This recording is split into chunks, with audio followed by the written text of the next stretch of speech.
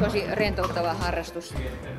Kun tässä laittaa ton maskin kiinni ja menee matsiin, niin sit voi unohtaa arkipäivän murheet. Kunnolla tulee hiki, siinä ylimääräiset energiat häviää. Silleen voisi suositella niin nimenomaan kuntomiekkailijoille ja 10-vuotiaasta suurin piirtein ylöspäin. No yleisesti kannattaa tulla miekkailuun mukaan sille, että tulee alkeiskurssille, niin siitä sitten saa tuntumaan se, että oliko tämä nyt mun laji ja sitten sen jälkeen samalla voi liittyä seuraankin sitten jäseneksi. Varsinaisesti niin se miekkailunvarusteet tulee seuralta, verkkarihousut ja sisäpelitossut, teepaita, niin niillä pärjää sitten alkeiskurssiin ja vähän sen jälkeen.